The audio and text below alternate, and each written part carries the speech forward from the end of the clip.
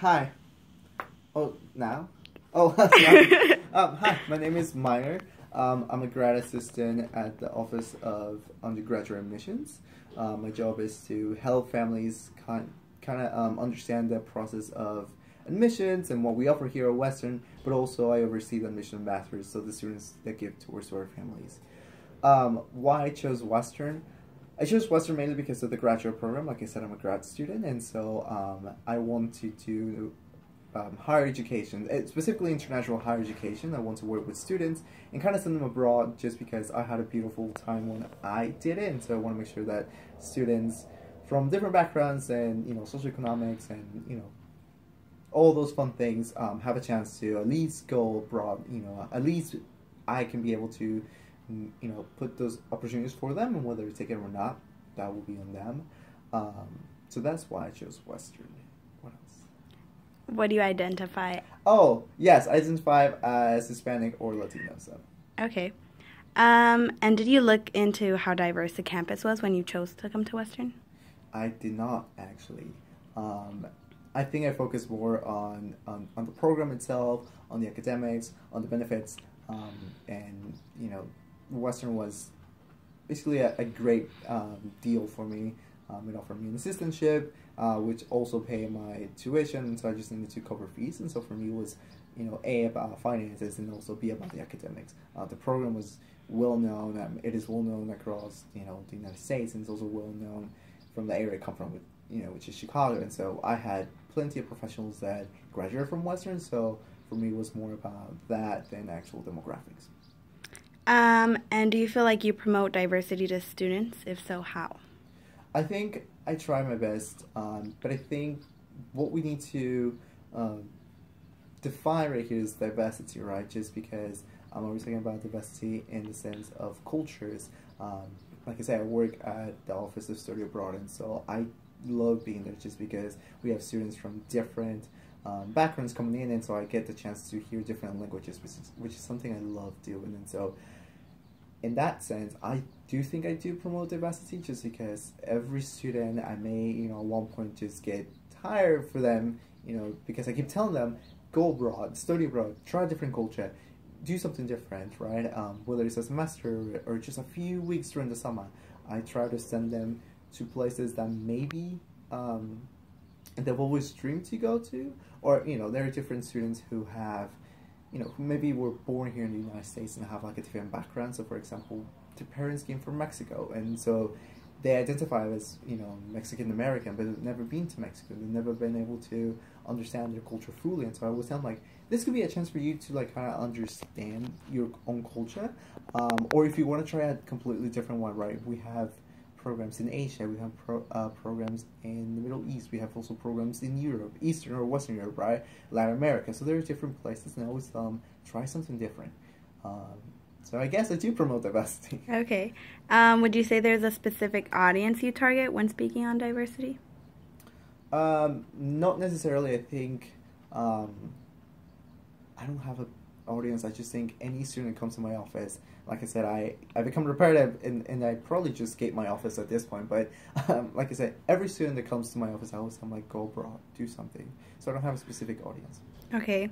And do you feel yourself and other faculty/administration have a good level of like intercultural competence and being able to like speak to different ethnicities and different types of students? Yes, there is definitely room for improvement. I mean, I know myself, right? There are different things that I could still probably work on, and each day, maybe it's a comment or something, I could be, told by someone like, hey, that's good, but actually maybe you should say this, or maybe you should think about that. And so that's one of the reasons, again, why I came to this program, just because at the end of the day, I don't consider myself a social justice warrior, and and so I wanted to learn more about it and what it meant to be diverse and like be able to like have those conversations.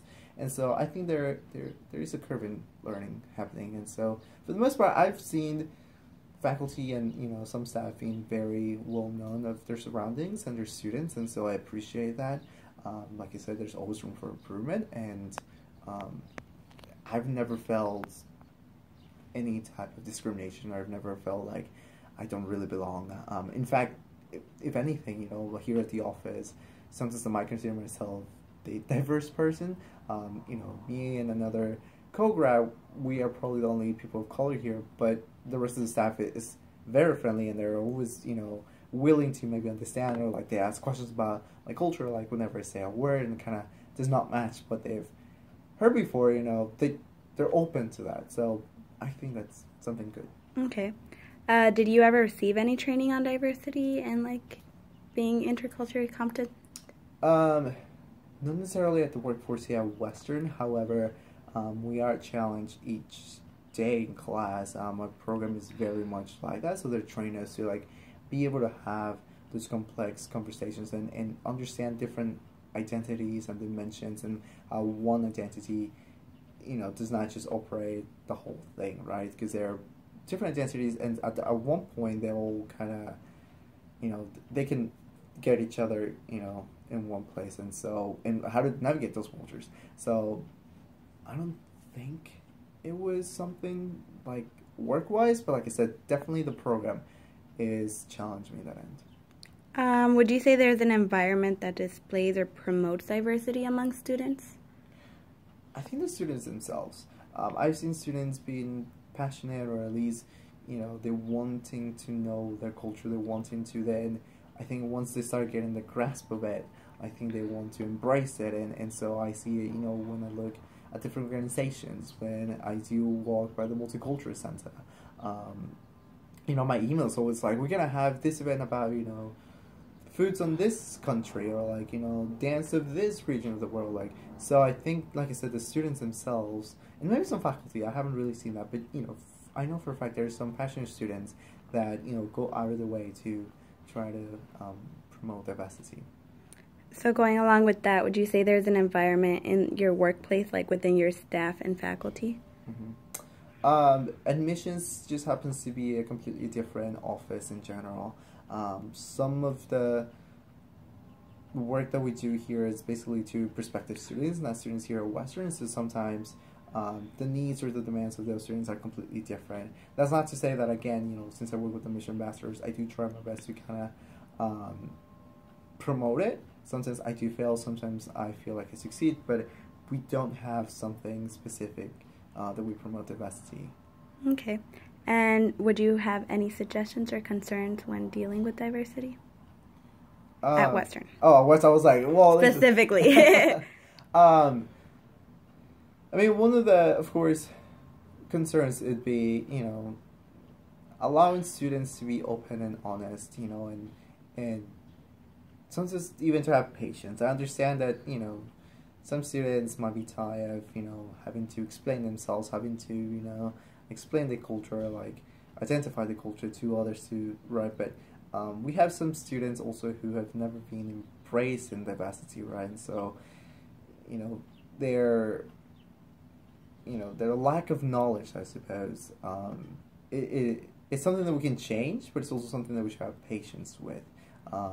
That's just from my end, just because, you know, I've come from different places, you know, I was born in a different country, and then I moved, and then so like my culture is just all over the place, and so I try to be mindful that some students haven't encountered something that I've done or like I've lived, and so also want to give them the chance to learn it.